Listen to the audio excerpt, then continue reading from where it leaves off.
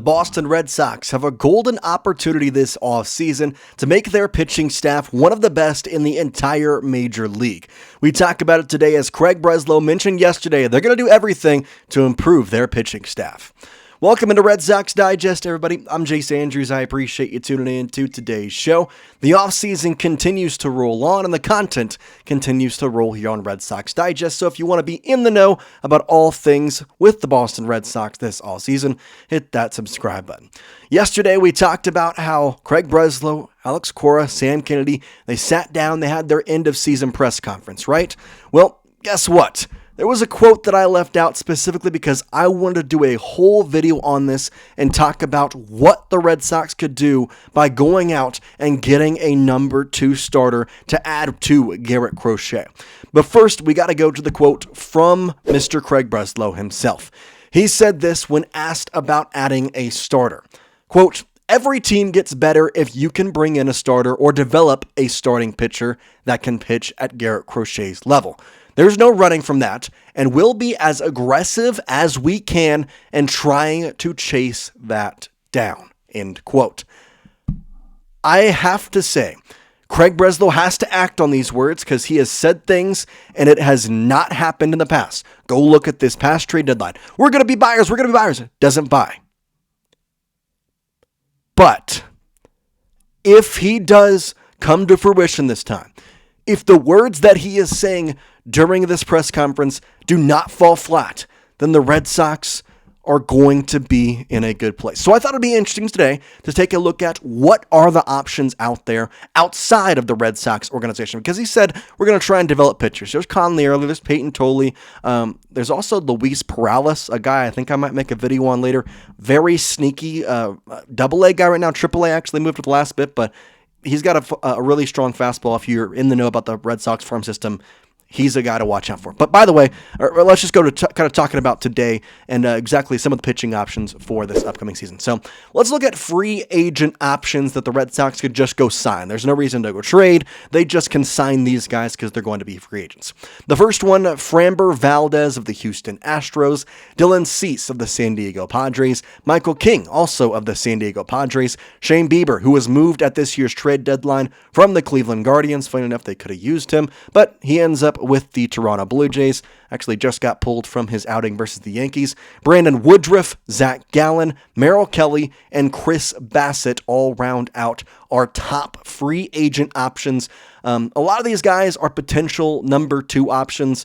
I think there's not really a number 1, but all great secondary pieces to Garrett Crochet.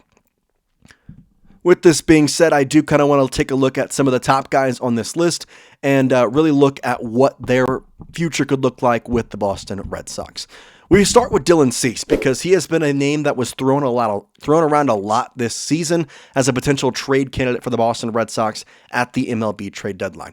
It wasn't a fantastic season for the nearly 30-year-old, a 4.55 ERA. The whip a little better, though, than his earned run average at a 1.327. His hits per 9, 8.1, nothing crazy, nothing really bad, to be honest. 215 strikeouts, 21 home runs allowed, and 168 innings pitched. I think he'd be a very good guy to sign. I don't know that I consider Dylan Cease a secure number 2. I think he is borderline 2, pretty securely number 3, at least from these stats when you look at it. However, I would not be opposed to the Red Sox going out and getting Cease. He's got a lot of what the Red Sox like. The other good thing, you talk about FIP, which is kind of like your expected ERA in a way, a 3.56 this season. So his ERA is a little bit higher than what his expected ERA is. And I know FIP is not exactly expected ERA, but that's just the way that I'm going to explain it because it's too much to get into. But either way, Dylan Cease would be a very good option for the Boston Red Sox. I think ultimately I would rather them go in a different route, and I'll talk about that different route in just a second. But I do think, however, he would be a good option, and I would not be complaining if that was the guy the Red Sox went out and ultimately got. Past that, we go to the next guy that I want to talk about. It's Framber Valdez, and he is an intriguing piece because there's a story behind him, and I'll get to that in a second. 3.66 ERA, a little bit older. He'll be 32 by the time next season starts. 8 hits per 9, so pretty similar, on par with Dylan Cease. His whip, a little better, 1.245. You'd expect that. You'd expect his FIP to be a little better as well at 3.38. But the one thing to note about Framber Valdez, and this is going to be a little bit of a story, but if you follow baseball and all of baseball, you know that Valdez had an interesting moment this season. You see, he gave up a hit versus the New York Yankees, gave up a run, and then he immediately threw a fastball when his catcher was expecting a cutter, hit the catcher right in the chest, to the chest protector legitimately, like hit him, and then felt no remorse. Usually when you cross up a pitcher, you at least go out there, you say sorry, but no, he just turned around, walked away, and got pissed. That was an intriguing thing. I'm not going to say it's going to affect his market, but it is something to note that he may not be the best teammate. Now, both guys said out and said, oh, there was nothing with it, but I don't know. Another guy I want to talk about, Shane Bieber. As of right now, he's out there, pitching for the Toronto Blue Jays at this current time. Had an okay outing. He gave up like 3 runs in 4 innings or whatever it was. But honestly, pretty good regular season, 3.57 earned run average in the 7 starts he did get to make with the Toronto Blue Jays. Whip is about, solid, little bit over 1, so not a bad thing there at all. I was really high on Shane Bieber. I kind of wish the Red Sox had traded for him. They didn't, and that's okay. But at the same time, I think this would be a very good signing. He is coming off his Tommy John surgery, so I think his price actually may be a little bit better than what it actually his contract could be worth, or what as a player what he could be worth, I think is the better way to put that. So I would watch out for him. I think that'd be a very good option for the Boston Red Sox. Those are the top 3 free agent options in my mind. Valdez, Cease, and going back there, Shane Bieber as well. Want to talk trades? We'll talk those potentials as well. Here are some starting pitcher trade targets. The number 1 option, the guy that everybody wants, the guy that the Red Sox had for approximately 5 seconds, according to Fox Sports, Joe Ryan. After that, Sandy Alcantara, Freddie Peralta, Mitch Keller, Jose Berrios, Sonny Gray, Pablo Lopez, and David Peterson are our starting pitcher trade targets. Of course, the top 3 guys are the guys we want. Mitch Keller, I actually think would be a pretty good one to add, but I only see Mitch Keller as an option as a last-ditch effort. You miss out on Cease. You miss out on all the free agents. Joe Ryan gets traded somewhere else. Alcantara is not available. I think in that case, Mitch Keller is like the back-end option of all of them, but at the same time, we'll have to kind of wait and see what exactly happens with that. As we did with the free agents, we're going to go through these, kind of talk about the guys that I like the most. Of course, we got to talk about Joe Ryan. We know that he is, in my mind, and I know this is not confirmed, this isn't out there, in my mind, this is the Red Sox top target this offseason. Because if you want to go back to last year, you talk about what the Red Sox did. They talked to the White Sox. They listened. They said, hey, what's Garrett Crochet worth? And they were in conversations with them. At that time, though, Garrett Crochet was going to cost them Roman Anthony and Marcelo Meyer. And the Red Sox said, you're funny, no way. Then, in the offseason, guess what? Crochet's price went down. You got him for Montgomery, Chase Mydroff, and Kyle Teal. So a lot better of a package. Joe Ryan, his package was what it was this season, but maybe in the offseason it's going to be a little bit cheaper. A 3.42 earned run average, a whip of 1.035. FIP is a little bit higher actually than his ERA, so probably expect maybe a little bit higher than what he expected, but still very good with 194 strikeouts to 138 hits, and an ERA of 3.42. Hits per 9, 7.3.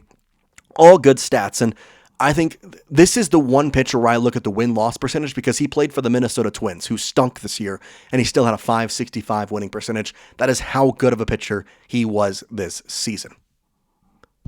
Joe Ryan's the pick for me. If you are talking number 2 pitchers, if you are talking with the Red Sox, we want to go out and get somebody, Joe Ryan is the guy. He is the one guy that I want, and I don't see how Craig Breslow, who says he was in deep talks, and there were all reports saying the Red Sox were in deep talks for Joe Ryan, you don't immediately hop on that this offseason. That is not the first call you make. You go out and you say, hey, we're back. What's the price? What can we talk with? We got a couple trade reports on Joe Ryan. We're gonna do a couple of videos on him specifically, so I don't want to spend too much time on him in this video, but just know that there's going to be more coming on Joe Ryan. Another guy to talk about, Freddie Peralta. We had him in a previous video, kind of talked about why he'd be an option to trade. Really good season this year. 2.70, 1.075 whip, a 6.3 hits per 9, and 204 strikeouts to 21 home runs. good winning percentage. He's on a good team. In fact, he was on the best team in baseball. 29 years old, similar age to most of the rest of these guys. The big reason, though, is he's got about a year left on his contract, and the Brewers have been known to move off of pitchers like Freddie Peralta.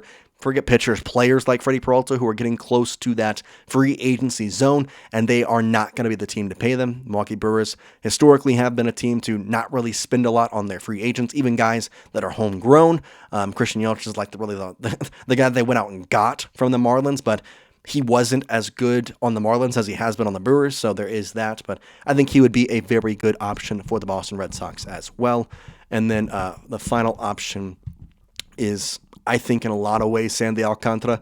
If we go back to this, I don't have stats on Sandy because we've done plenty of videos on Sandy, and I think in some ways it'd be a good thing to have. But I think at this time we have to kind of look and see what the option is. So I think at this point, Joe Ryan's the number one guy. I hope that we can go out and potentially get that number 2 starter. But man, I love the quote from Craig Breslow. I love the quote, but I need something to back that up. I need something to come in here and say, hey, we're going to go do it. Need evidence. Let me know your thoughts in the comment section. Is there a guy you want? Is it Joe Ryan for you? Is there somebody free agent-wise that you want to go get? Let me know your thoughts in the comment section. And for now, we will see you next time here on Red Sox Digest. Peace out, guys.